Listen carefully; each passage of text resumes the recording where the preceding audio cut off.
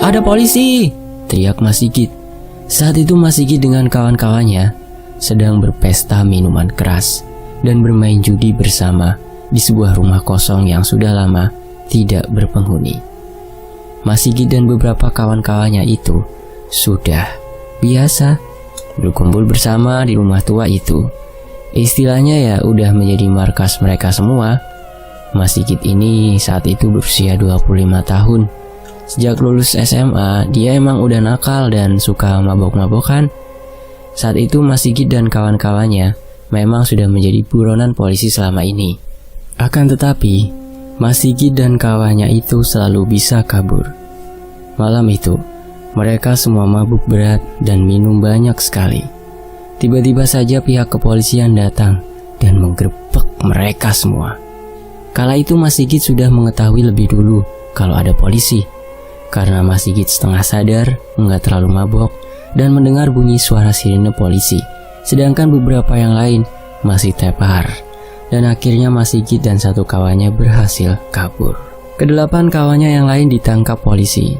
Memang rombongan Mas Sigit ini berjumlah 10 orang. Di usianya yang 25 tahun ini Mas Sigit sudah menikah dan dikaruniai anak perempuan. Mas Sigit dan satu temannya ini kabur lewat belakang rumah kosong tersebut sebelum polisi datang. Kebetulan di belakang rumah kosong tersebut langsung ada jalan lorong yang hanya setapak. Sesampainya di rumah Mas Sigit panik dan menggedor-gedor pintu rumahnya hingga istrinya Mbak Neni itu terbangun dan membukakan pintu untuk Mas Sigit. "Tuk tuk tuk tuk, buka dong cepet, buka!" teriak Mas Sigit, membuat tetangga terganggu karena Mas Sigit teriak-teriak. Mbak Neni pun keluar membukakan pintu dan terperanjat saat melihat Mas Sigit dalam pengaruh alkohol. Diketahui dari baunya. "Mas, kamu mabuk lagi ya?" tanya Mbak Neni. "Ah, berisik, minggu dulu kamu," ucap Mas Sigit. Mas Sigit pun langsung masuk saja tanpa basa-basi. Mbak Neni pun mengekor di belakangnya Mas Sigit dan menutup kembali pintunya. Mas Sigit masuk ke kamar dan mengambil tas besar yang ada di atas lemari. Mbak Neni yang masuk ke dalam kamar terkejut melihat Mas Sigit mengemasi baju-bajunya. "Loh Mas, kamu kenapa? Kamu mau kemana? Aku ada salah apa sama kamu Mas?" tanya Mbak Neni. "Aku mau kabur dulu sementara dari sini. Kamu di sini saja, jangan kemana-mana. Nanti juga aku pulang kok, tenang saja," ucapnya. "Memangnya kamu ini kenapa Mas?" tanya Mbak Neni. Mas Sigit menghela nafas panjang dan menghentikan aktivitasnya mengemasi baju. "Jadi tadi itu aku dicari polisi, tapi aku berhasil kabur sama si Ali. Sekarang aku mau pindah kota dulu, nunggu semuanya aman," ucap Mas Sigit. Setelah semuanya selesai dirapikan di dalam kopernya, Mas Sigit pun berpamitan kepada Mbak Neni. Mas Sigit pergi malam itu juga. Sekitar pukul 2 dini hari, Mas Sigit langsung pergi entah mau kemana. "Ya sudah, aku pergi dulu ya. Nanti kamu sama Loli jaga diri baik-baik. Kalau ada apa-apa kabari aku," ucap Mas Sigit. "Iya Mas, jangan lupa pulang ya." Singkat cerita, Mas Sigit pun pergi sendirian dengan menggunakan bis. Dan lumayan masih punya sedikit simpenan untuk bekal. Akhirnya paginya Mas Sigit sampailah di sebuah kota. Dia mampir terlebih dahulu ke warung untuk sarapan. Saat sedang sarapan di warung, tiba-tiba ada salah satu seorang yang baik dan mau menolong Mas Sigit. "Masnya dari mana? Mau kemana ini?" tanyanya. "Gak tahu ini Mas, saya juga belum tahu daerah sini," jawab Mas Sigit. "Kalau gitu ikut ke kosan saya saja Mas. Kebetulan saya tinggal sendirian di kos." Enggak Mas, nanti saya ngerepotin." "Gak apa-apa Mas, saya malah seneng ada temennya." Iya sudah kalau Masnya maksa," jawabnya. Akhirnya Mas Sigit mau menerima tawaran orang tersebut untuk menginap di kosnya. Namanya Mas Abdul. Dia sebaya dengan Mas Sigit. Di kota ini dia juga merantau. Entah kenapa Mas Abdul ini gampang sekali mengajak teman yang baru dikenalnya, dan seakan percaya saja, padahal belum tahu seluk-beluknya orang tersebut. Mas Abdul ini sudah menikah juga dan sudah dikaruniai seorang anak. Mas Sigit pun saling curhat dengan Mas Abdul di dalam kosnya tentang kehidupannya masing-masing. Mereka berdua ini ngobrolnya selalu nyambung, ya sefrekuensi lah kalau kata anak zaman sekarang. Mas Sigit bercerita kalau ekonominya terhimpit dan kebutuhannya semakin melejit. Sedangkan istrinya selalu marah-marah dan minta dibelikan susu untuk anaknya, apalagi pampers dan lain sebagainya. Mbak Neni juga tidak bekerja. Dia sibuk menjaga anaknya yang masih bayi dan mengurusi rumahnya. Sedangkan Mas Sigit memiliki banyak hutang di bank dan di beberapa temannya. Uangnya yang dipinjam dari bank biasanya untuk bermain judi dan berpesta mabuk-mabukan. Sedangkan Mas Sigit malas untuk bekerja. Untuk kehidupan sehari-harinya pun, Mbak Neni harus meminjam uang kepada tetangganya. Kamu ada kenalan ndak? Tanya Mas Sigit. Kenalan apa nih? Tanya Mas Abdul. Iya, kenalan yang tahu di mana letak dukun pesugihan, biar langsung cepet kaya, kata Mas Sigit nekat. Hari berikutnya Mas Sigit diantarkan oleh Mas Abdul untuk pergi ke rumah temannya yang tahu tempat pesugihan tersebut. Karena kala itu Mas Abdul pernah ditawari untuk melakukan pesugihan tersebut, akan tetapi Mas Abdul menolak. Sesampainya di rumah temannya itu, rumahnya sangat mewah dan megah. Karena emang temannya ini melakukan pesugihan bibit uang. Assalamualaikum, ucap Mas Abdul. Tiba-tiba salah satu ART-nya yang membukakan pintu rumahnya. Waalaikumsalam, nyari siapa ya? Katanya. Mas Tononya ada? Tanya Mas Abdul. Ada, silakan masuk Mas, ucap ART. Keduanya pun masuk ke dalam rumahnya dan dipersilahkan duduk di sofa yang empuk dan mewah. Beberapa saat kemudian, akhirnya Mas Tono pun datang menghampiri mereka berdua. Abdul, apa kabar? Baru kelihatan, ucap Mas Tono. Iya nih Mas, kenalin Mas temanku, jawab Mas Abdul. Sigit Mas, ucap Mas Sigit. Dengan bersalaman kepada Mas Tono dan Mas Tono pun sebaliknya. Di situ mereka semua berbincang-bincang dan mengatakan apa maksud kedatangan mereka. Jadi gini Mas, Sigit ini mau melakukan pesugihan. Kebetulan kan saya ingat kalau dulu Mas yang ajak saya tapi saya nolak. Nah ini, dia katanya mau tahu tempatnya Mas, ucap Mas Abdul semangat. Ya kalau gitu, besok kamu datang saja ke sini. Nanti saya antar ke tempat itu. Tapi ada syaratnya. Apa syaratnya? Tanya Mas Sigit penasaran. Syaratnya kalau kamu berhasil nanti kamu bagi hasil sebagian buat saya. Gimana? Jawab Mas Tono. Iya Mas, enggak masalah. Tapi kalau enggak berhasil gimana? Tanyanya. Ya enggak usah bagi hasil, jawabnya. Singkat cerita, keesokan paginya Mas Sigit pergi ke rumahnya Mas Tono sendirian. Sedangkan Mas Abdul sedang bekerja. Mas Sigit menggunakan angkutan umum untuk pergi ke rumahnya Mas Tono. Karena rumahnya lumayan jauh dari kos Mas Abdul. Dulunya Mas Tono ini emang ngekos bersebelahan di kosnya Mas Abdul. Tapi karena sekarang sudah kaya raya, makanya dia udah bisa membangun rumah sendiri. Beberapa menit kemudian, akhirnya Mas Sigit pun sampai di rumahnya Mas Tono. Ternyata Mas Tono udah bersiap-siap dan mereka pun segera berangkat. Ternyata tempat pesugihannya itu cukup jauh dan menempuh waktu yang cukup lama.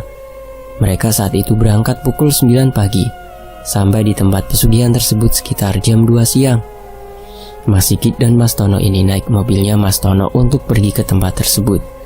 Jalanannya yang dilalui cukup berliku-liku, karena memang letak pesugihan itu berada di daerah pelosok dan jarang ada rumah-rumah yang berjejeran. Sesampainya di sana, ternyata sudah banyak orang sekali di dalam.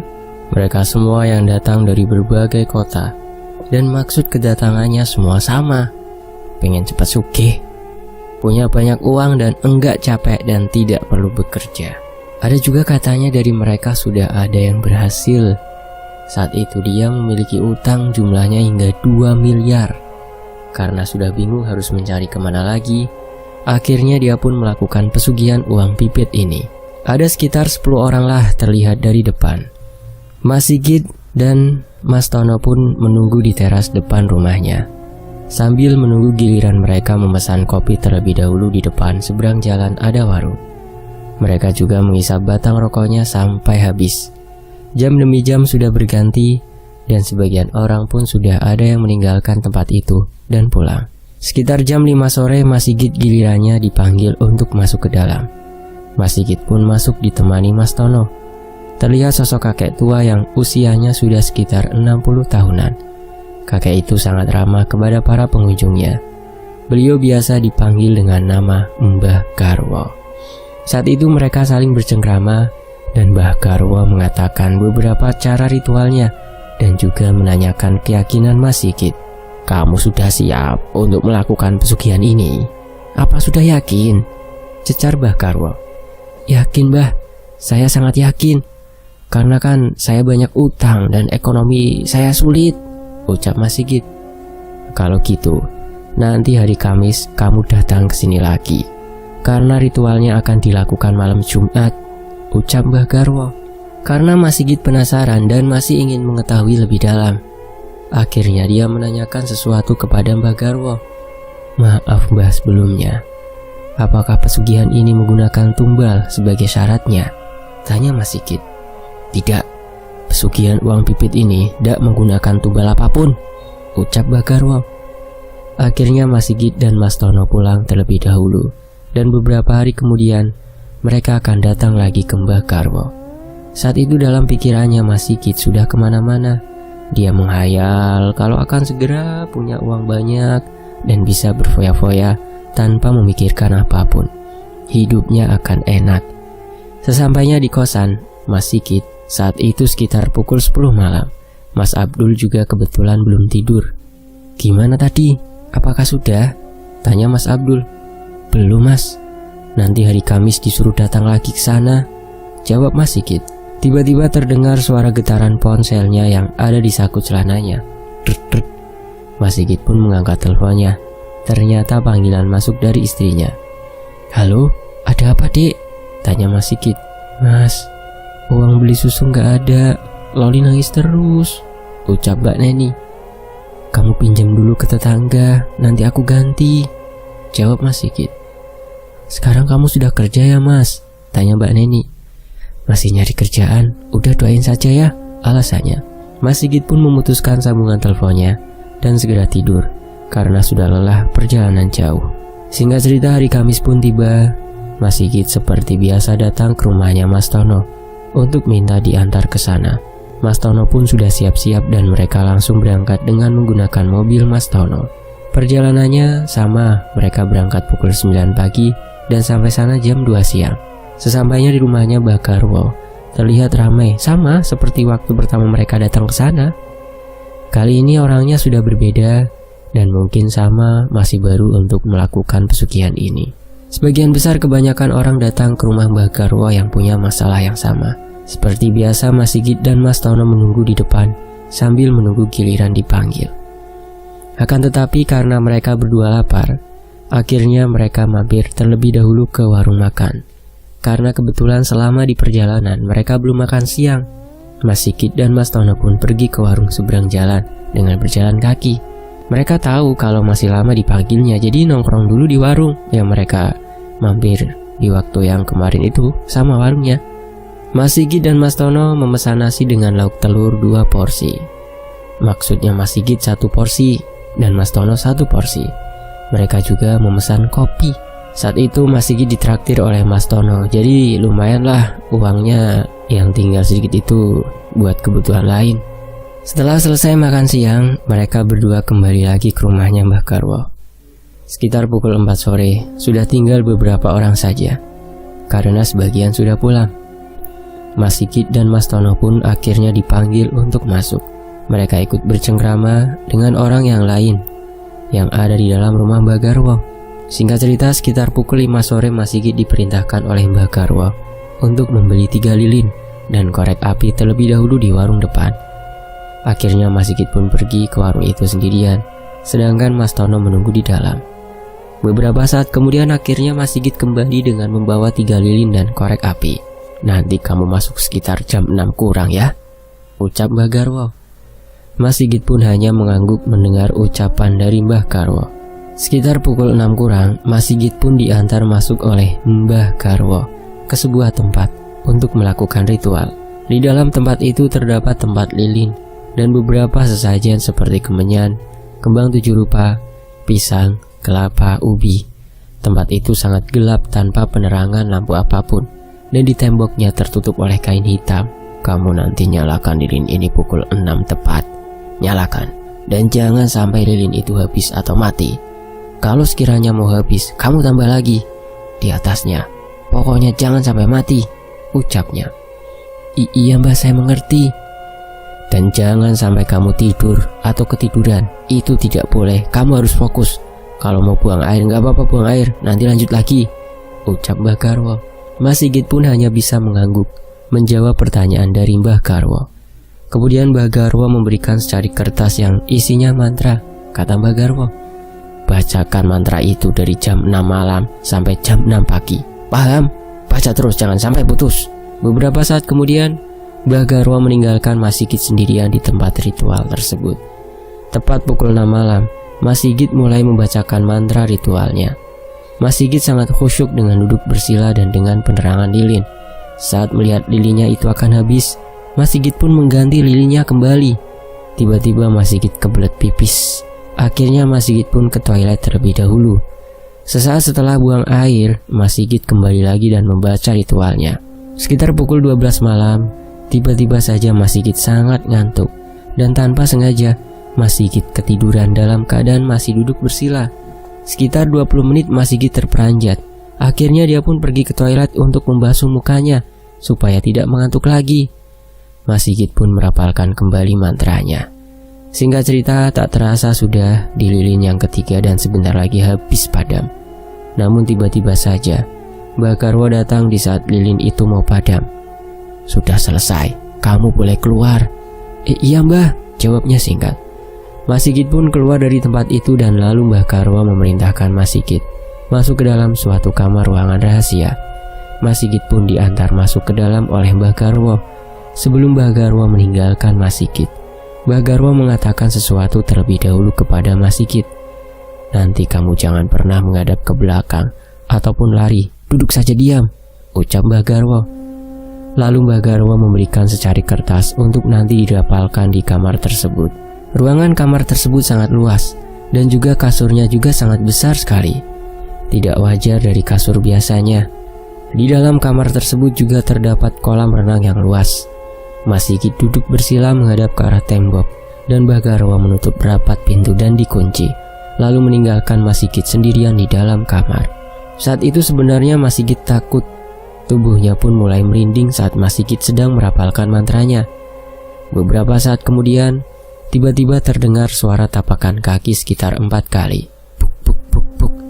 Hentakan kakinya itu sangat keras dan membuat isi kamarnya terasa bergoyang-goyang. Mas Sigit langsung merinding dan gemetaran tubuhnya penuh dengan keringat dingin. Sosok itu adalah sosok genderuwo raksasa. Dia menghampiri ke arah belakang pundaknya Mas Sigit, seperti ingin menerkam Mas Sigit dengan suaranya yang menggelegar. Wah! Mas Sigit benar-benar gemetaran dan hanya bisa diam tak berkutik. Kamu tidak lolos, silakan pergi, ucapnya. Kenapa memangnya? Tanya Mas Sigit. Kamu sudah melanggar syaratnya, ucap sosok tersebut. Melanggar apa? Kamu sudah ketiduran. Walaupun ketiduran sebentar, itu tidak bisa lolos. Suaranya sangat besar dan berat. Ternyata sosok genderuwo itu mengetahui semua yang dilakukan oleh Mas Sigit. Akhirnya Mas Sigit pun keluar dan ternyata sudah ada Mbah Garwo di depan pintu. Gimana katanya? Tanya Mbah Garwo. Nggak lolos mbah. Katanya saya ketiduran semalam. Ya sudah, kamu balik nanti minggu depan. Datang lagi ke sini, ucap Mbah Garwo. Mas Sigit dan Mas Tono pun pulang dari semalam. Mas Tono tidur di ruang tamu Mbah Garwo untuk menunggu Mas Sigit. Saat itu Mas Sigit benar-benar bingung. Harus bagaimana caranya supaya tidak tidur atau ngantuk. Mas Sigit pun menanyakan kepada Mas Abdul, bagaimana caranya supaya tidak mengantuk. Sesampainya di kosan, Mas Sigit pun menanyakan kepada Mas Abdul, Mas, gimana ya caranya supaya saya tidak ngantuk atau ketiduran saat ritual nanti? Soalnya kemarin saya gagal mas, dan minggu depan disuruh untuk mengulangi lagi. Oh, aku tahu. Kamu pakai obat doping saja, biar tidak ngantuk sama sekali. Di mana mas belinya? Di temanku, tapi harganya mahal. Satu paket itu sekitar 200.000, gimana? Kalau setengahnya boleh nggak? Boleh, harganya 100. Akhirnya Mas Sigit titip kepada Mas Abdul untuk dibelikan temannya. Ternyata selama ini juga Mas Abdul sudah sering menggunakan doping karena dia sering lembur di kerjaannya. Jadi itu untuk mengusir hawa ngantuknya. Singkat cerita, seminggu kemudian Mas Sigit dan Mas Tono akan berangkat kembali ke rumahnya, Mbah Garwo, untuk melakukan ritual yang kedua kalinya. Akan tetapi sebelum berangkat ke rumahnya Mbah Garwo, Mas Sigit sarapan terlebih dahulu. Dan setelah sarapan, Mas Sigit langsung meminum doping tersebut. Sesampainya di rumah Mbah Garwo seperti biasa, mereka sampai sekitar pukul 2 siang. Entah mereka yang sudah datang lebih dulu berangkat jam berapa. Sebelum masuk dan menunggu giliran Mas Sigit dan Mas Tono mampir dulu ke warung untuk makan dan minum kopi di warungnya seperti biasanya. Mas Sigit memesan kopi supaya tidak ngantuk nanti. Ya walaupun dia udah minum doping. Setelah selesai makan, Mas Sigit dan Mas Tono kembali ke rumahnya Mbah Garwo.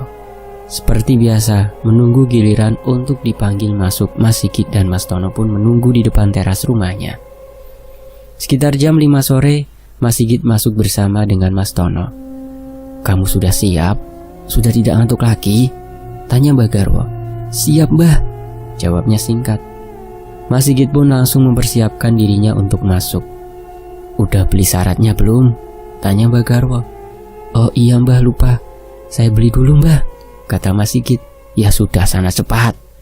Mas Sigit pun pergi ke warung depan untuk membeli 3 lilin dan korek api. Setelah selesai membeli lilin dan korek api, Mas Sigit disuruh masuk ke ruangan ritual. Seperti biasanya ruangan tersebut baunya kemenyan dan kembang-kembangan. "Kamu sudah tahu kan bacaan mantranya dan larangannya?" tanya Mbah Garwo. "Tahu Mbah," jawabnya. "Ya sudah, silahkan dimulai seperti biasa, tepat pukul 6 sampai 6 pagi, katanya. Pukul 6 malam Mas Sigit langsung memulai menyalakan lilinnya dan merapalkan mantranya. Malam itu Mas Sigit terlihat sangat segar dan tubuhnya pun fit. Mas Sigit pun di sela-sela membaca ritualnya, dia kebelet buang air kecil. Akhirnya dia pergi ke toilet dan dia benar-benar terlihat segar, tidak mengantuk sama sekali. Saat lilinnya mau habis, Mas Sigit segera menambah kembali lilinnya. Mas Sigit sangat yakin kalau dia bakalan lolos dan pasti akan segera cepet kaya. Keesokan paginya pukul 6 pagi, Mbah Garwo sudah menghampiri Mas Sigit saat lilinnya mau padam. "Gimana? Apa ada kendala kali ini?" Tidak ada Mbah, tidak ngantuk juga." "Iya, kamu kelihatan seger bugar. Memangnya pakai apa kamu?" Cuma banyakin istirahat saja Mbah, sama minum kopi," jawabnya bohong. "Baguslah. Ya sudah, ayo ke ruangan itu," ucap Mbah Garwo. Mas Sigit diantar kembali ke ruangan kamar yang dengan kasur sangat besar itu dan ada kolam renang di dalamnya. "Sudah, sana masuk. Seperti biasa ya, jangan menengok ke belakang dan jangan pernah lari. Sudah hafalkan mantranya?" kata Mbah Garwo. "Iya Mbah, hafal." Mbah Garwo pun meninggalkan Mas Sigit sendirian di kamar. Mas Sigit langsung duduk bersila menghadap ke arah tembok. Beberapa saat kemudian tiba-tiba suara tapakan kaki yang menggetarkan seluruh kamar itu datang. Mas Sigit langsung merinding, bulu kuduknya berdiri dan tubuhnya gemetaran. Buk, buk, buk, buk. Kakinya ditapakkan seperti biasa itu selama 4 kali dan tubuhnya menghampiri ke arah pundak belakang Mas Sigit seperti ingin merekamnya. Tiba-tiba sosok genderuwo tersebut mengatakan langsung kepada Mas Sigit, "Kamu gagal, gak lolos." "Hah? Kenapa? Saya kan gak tidur dan melakukannya dengan sepenuh hati." "Kamu tidak normal. Kamu sudah memakai doping untuk ritual ini," ucapnya. Betapa terkejutnya Mas Sigit saat mendengar apa yang dikatakan oleh sosok tersebut. Ternyata sosok itu lebih tahu semuanya, jadi dia tidak bisa dibodoh-bodohi. Namun beda dengan Mbah Garwo, dia malah percaya-percaya saja kepada Mas Sigit. Padahal Mas Sigit sudah berbohong. Mas Sigit pun keluar dari kamar tersebut dengan keadaan lemas karena untuk kedua kali ini gagal. Namun Mas Sigit memohon kepada Mbah Garwo untuk bisa melakukan ritual itu lagi. karena keinginan Mas Sigit yang ingin cepat kaya dan tanpa capek. Lah itu ritualnya juga capek Mas Sigit, otakmu nangendi. Kita lanjut lagi. Mbah, beri saya kesempatan lagi mbah. Saya mohon, saya ingin hidup berkecukupan, kata Mas Sigit. Ya sudah, minggu depan kamu datang ke sini lagi. Tapi ini terakhir kalinya kamu melakukan ritual ini, karena batasnya cuma 3 kali. Iya mbah, baik, saya akan datang lagi minggu depan. Mas Sigit dan Mas Tono pun pulang dengan tangan kosong, karena untuk yang kedua kalinya Mas Sigit gagal maning. Singkat cerita, Mas Sigit sudah benar-benar bingung nanti minggu depan harus bayar pakai apa, karena uang simpenannya sudah habis tak tersisa. Akhirnya Mas Sigit memberanikan dirinya untuk meminjam uang kepada Mas Abdul. Mas Dul, saya mau pinjam uangnya dulu boleh ndak Mas? Saya udah ndak ada pegangan uang lagi soalnya. Mau pinjam berapa Kit? Boleh kalau nominalnya sesuai yang saya punya. 500.000 aja Mas kalau boleh. Oh iya boleh, tenang saja, jawabnya. Mas Abdul pun meminjamkan uang kepada Mas Sigit. Saat itu Mas Sigit meminjam uang kepada Mas Abdul 500.000 rupiah. Seminggu kemudian akhirnya Mas Sigit dan Mas Tono kembali lagi ke rumahnya Mbah Garwo. Saat itu Mas Sigit benar-benar bingung harus bagaimana caranya supaya tidak ngantuk nanti malam. Tapi Mas Sigit tetap berusaha dan berdoa supaya bisa lolos untuk ketiga kalinya ini. Sekitar pukul 2 siang mereka sampai di rumahnya Mbah Garwo. Dan kali ini rumahnya penuh banyak orang. Akhirnya seperti biasa Mas Sigit dan Mas Tono pergi ke warung untuk mengisi perut yang sudah keroncongan. Mereka kali ini memesan nasi goreng dan tak lupa dengan kopinya. Beberapa saat kemudian akhirnya nasi goreng mereka datang. Mas Sigit dan Mas Tono pun menyantap nasi goreng tersebut yang masih mengepulkan asap. Di sela-sela menikmati nasi gorengnya, Mas Sigit iseng-iseng bertanya kepada penjual warung tersebut. Bu, supaya ndak ngantuk semalaman itu pakai apa ya? Tanya Mas Sigit.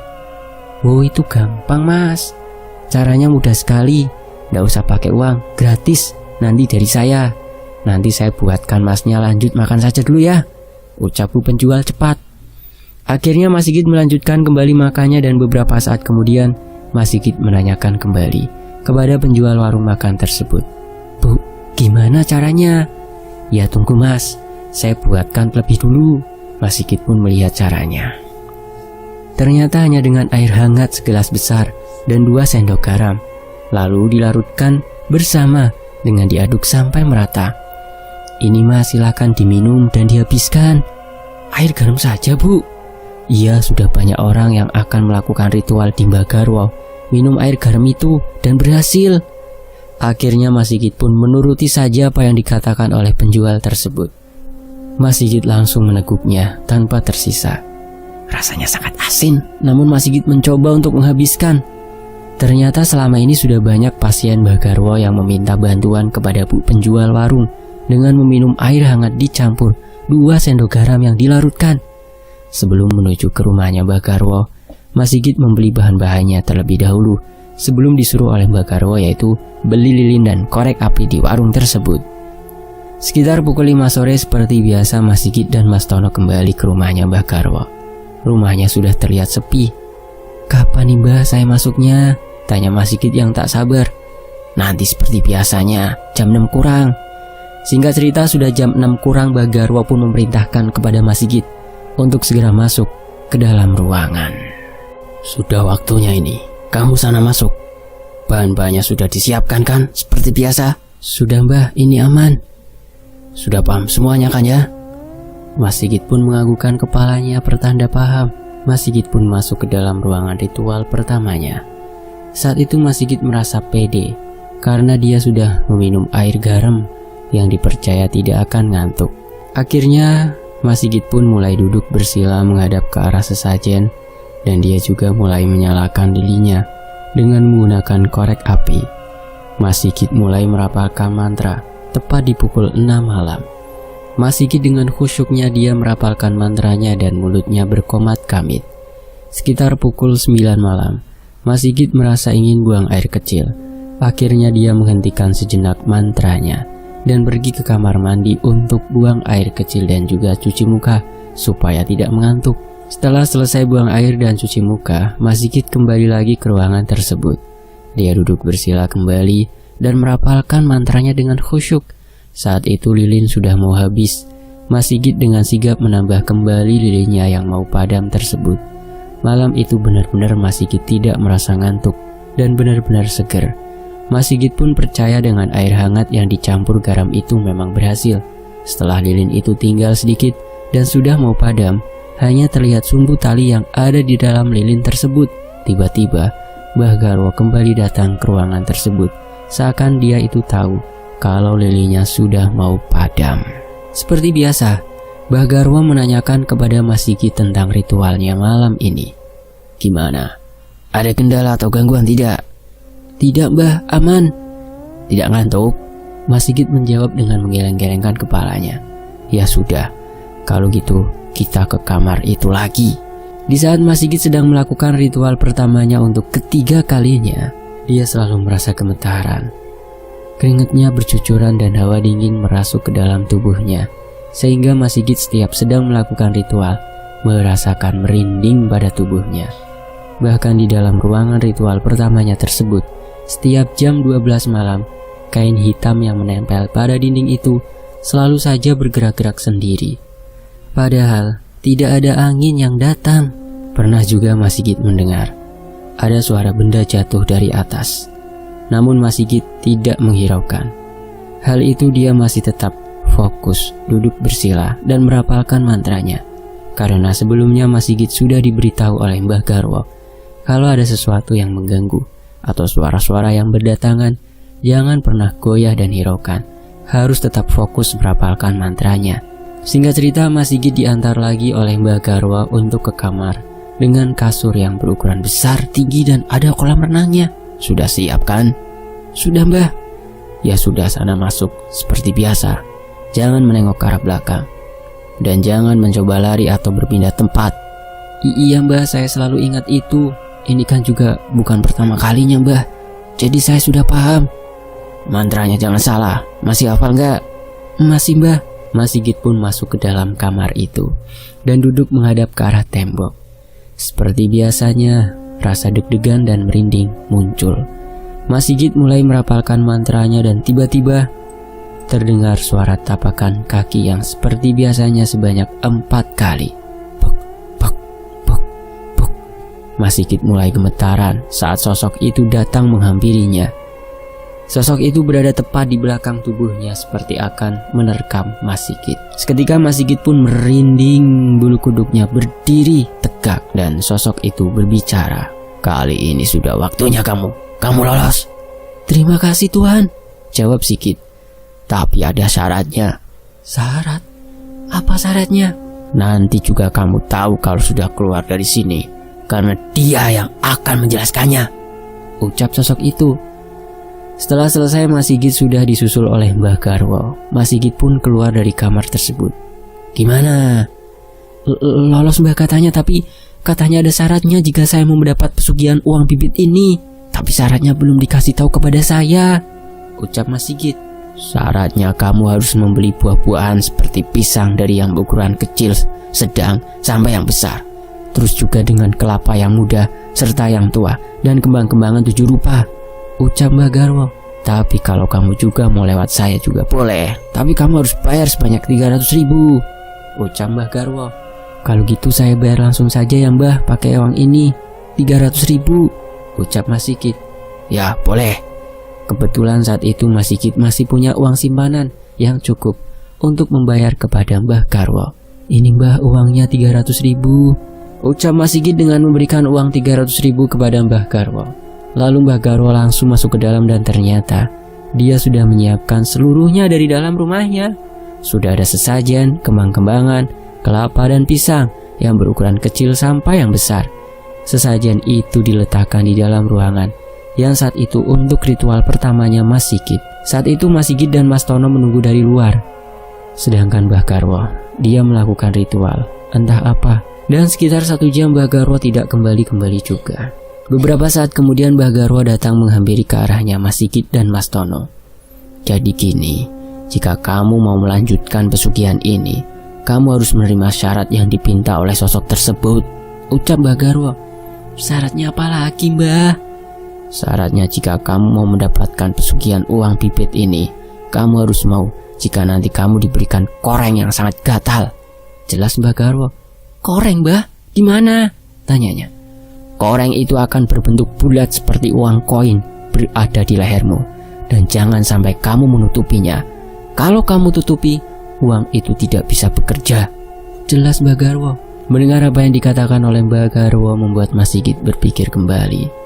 Kalau dia menerimanya dan dia akan diberikan koreng di lehernya, pasti itu akan terasa gatal sekali. Dan tangannya pun rasanya ingin menggaruk-garuk. Apalagi nanti ketika Mas Sigit berkumpul atau bertemu dengan teman-temannya, dia pasti malu. Dan teman-temannya pasti akan jijik melihat koreng yang ada di lehernya Mas Sigit. Akhirnya Mas Sigit dengan mantap untuk membatalkan pesugihan uang bibit ini. Walaupun tidak meminta tumbal, akan tetapi Mas Sigit harus menerima koreng yang gatal, yang pasti dia tidak mau. Tetapi Mas Sigit meminta untuk semua uang yang sudah diberikan kepada Mbah Garwo untuk segera dikembalikan. Karena kan Mas Sigit tidak menghasilkan apa-apa, jadi dia minta untuk uangnya kembali. Maaf Mbak, kalau syaratnya seperti itu saya tidak mau, tidak bisa. Saya akan membatalkan saja.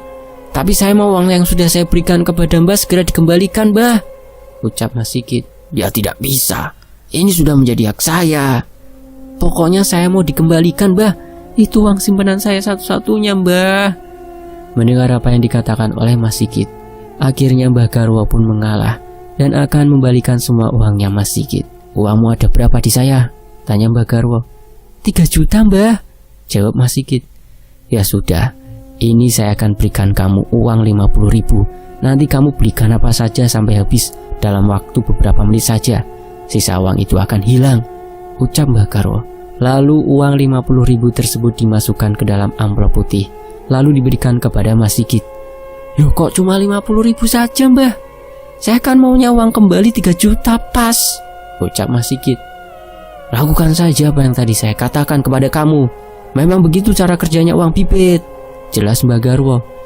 Akhirnya Mas Sigit pun menuruti saja apa yang dikatakan oleh Mbah Garwo. Dia membawa uang 50.000-an tersebut untuk membeli sesuatu di warung-warung ataupun toko. Kala itu Mas Sigit langsung pergi ke warung dan toko-toko yang jualannya sudah besar. Ya pokoknya bukan warung kecil-kecilan. Mas Sigit berjalan kaki ke jalanan dari rumahnya Mbah Garwo. Karena rumahnya Mbah Garwo berada di pelosok dan masih sedikit rumah, jadi langkah kaki Mas Sigit harus berjalan lebih jauh. Beberapa Mas Sigit berjalan, akhirnya ada sebuah toko sembako yang buka. Mas Sigit pun langsung mengunjungi toko tersebut, membeli rokok 1 batang. Dia juga membeli korek api untuk membakar batang rokoknya. Saat itu juga Mas Sigit menghisap rokoknya dan tidak sampai habis. Rokok itu langsung dibuang Mas Sigit di tempat itu. Mas Sigit melanjutkan kembali perjalanannya untuk mencari warung atau toko. Beberapa saat kemudian, ada warung yang besar. Akhirnya dia mampir membeli minuman sama rokok. Di situ Mas Sigit juga langsung meneguk minuman itu serta menghisap rokoknya. Belum selesai langsung buang batang rokok dan minuman itu tepat berada di warung tersebut. Sisa uang kembaliannya tinggal sedikit. Mas Sigit segera untuk mencari warung lagi. Dan tak terasa isi saku celananya ada beberapa uang 100.000 dan dengan jumlah yang banyak. Ada juga uang 50.000 dan 20.000. Mas Sigit melihat ada toko lagi yang besar. Dia langsung membeli rokok lagi di warung tersebut. Dan dilakukan sama seperti sebelumnya. Dibakar batangnya, terus dihisap, lalu langsung dibuang. Tiba-tiba saja uang bibit itu menghilang entah kemana. Akhirnya Mas Sigit kembali ke rumahnya Mbah Garwo untuk menghitung jumlah uang yang masuk ke dalam saku celananya. Ternyata setelah dihitung, uang yang ada di saku dan dompetnya itu benar 3 juta pas. Tidak kurang dan tidak lebih. Begitulah cara kerja pesugihan uang bibit. Jadi pelaku pesugihan itu akan keliling sendiri dengan nantinya diberi tanda terlebih dahulu di bagian tubuhnya supaya ada energi dari ritual dan sosok jin tersebut saat pelaku melakukan aksinya. Uang bibit itu jika dibuat untuk membeli sesuatu ke warung atau toko, uang yang ada di toko tersebut akan hilang dengan sendirinya dan berpindah ke tangan pelaku pesugihan tersebut. Terhisap. Tidak heran kalau para pemilik toko atau warung selalu merasa kehilangan uangnya. Karena Mas Sigit membatalkan pesugihan uang bibit ini, akhirnya dia tidak mendapatkan apa-apa. dan usahanya selama ini sia-sia. Tapi meskipun begitu, Mas Sigit menjadi pribadi yang lebih baik lagi. Ternyata pelaku pesugihan uang bibit itu hanya diberi waktu selama 3 bulan saja untuk bisa mendapatkan uang tersebut. Uangnya pun sesuai dengan seberapa uang yang diminta, dan jika uangnya lebih besar, masalah yang akan datang pun akan lebih besar. Misal, pelaku pesugihan uang bibit ini menginginkan uang 1 miliar. Selama 3 bulan tersebut, pelaku itu berusaha berkeliling ke rumah atau ke toko, dari kota mana saja terserah. Nanti setelah 3 bulan selesai, uang 1 miliar itu akan terkumpul dan sudah menjadi hak miliknya. Mau diapakan terserah. Tapi memang orang yang melakukan pesugihan uang bibit ini selalu akan ditimpa masalah yang tiada hentinya. Ya karena mungkin orang yang sudah kehilangan uangnya ini merasa terzolimi dan mereka tidak ikhlas. Akhirnya orang tersebut mendoakan yang tidak-tidak kepada orang yang berusaha mengambil uangnya. Banyak juga sebagian orang yang melakukan pesugihan uang bibit ini bercerai dengan istrinya karena selalu saja masalah yang datang. Begitu juga dengan Mas Tono. Dia sekarang sudah bercerai dengan mantan istrinya. Jadi untuk apa bergelimang harta? Akan tetapi harus kehilangan orang-orang yang disayangnya. Dan untuk apa hidup bergelimang harta kalau tidak merasakan kebahagiaan? Uang yang diberikan Mbah Garwo kepada Mas Sigit untuk menukar uang asli itu aromanya sangat wangi. Wanginya bau kembang-kembangan. Tapi para penjual tersebut tidak tahu kalau itu uang gaib. Setelah itu akhirnya Mas Sigit dan Mas Tono pulang ke rumah. Sebelum pulang ke rumah, Mas Sigit dan Mas Tono berpamitan terlebih dahulu kepada Mbah Garwo. "Mbah, kami pamit pulang dulu ya Mbah. Makasih ya Mbah sudah mau sabar dengan saya," ucap Mas Sigit. "Ya, kalian hati-hati ya di jalan." Mas Tono juga tidak marah kepada Mas Sigit soal dia tidak mendapat bagian dari Mas Sigit. Karena Mas Tono tahu kalau Mas Sigit tidak sanggup untuk menerima syaratnya. Mas Tono juga sekarang sudah mau bertaubat dan akan hidup sederhana. Mas Sigit pun kembali ke kosan Mas Abdul dan dia menceritakan semuanya kepada Mas Abdul. "Gimana Git?" tanya Mas Abdul. "Saya tidak jadi ambil pesugihan itu Mas." "Memangnya kenapa?" "Berat Mas, aku tidak sanggup. Mending hidup seadanya saja dan tidak beresiko." Mas Sigit menceritakan semuanya kepada Mas Abdul dan Mas Abdul pun menawarkan pekerjaan kepada Mas Sigit. Git, di tempat saya kerja ada lowongan nih. Kamu kerja saja sama saya nanti." Iya saya mau." "Kalau gitu besok ikut saya ke pabrik." Mas Sigit pun sekarang sudah bertobat. Dia sekarang jadi lebih sering beribadah. Mas Sigit juga sudah mengembalikan uang yang sudah pernah dipinjamnya kepada Mas Abdul sebesar 500.000. Singkat cerita, Mas Sigit sekarang sudah bekerja di pabrik tempat kerjanya Mas Abdul. Akhirnya Mas Sigit di hari libur Sabtu Minggu dia pulang ke kampung terlebih dahulu untuk menjemput Mbak Neni dan anaknya Loli. Mereka akan diboyong ke kota tempatnya Mas Sigit bekerja. Mas Sigit dan istri serta anaknya sekarang ngekos di samping kosannya Mas Abdul. Mas Abdul juga sekarang membawa istri serta anaknya. Jadi Mbak Neni dan Loli ada temennya. Sedangkan Mas Tono sekarang sudah hidup sederhana dan dia sudah menikah lagi. Mas Sigit juga sudah berhenti bermabuk-mabukan atau bahkan bermain judi. Dan semoga kita bisa mengambil hikmah dan pelajarannya ya.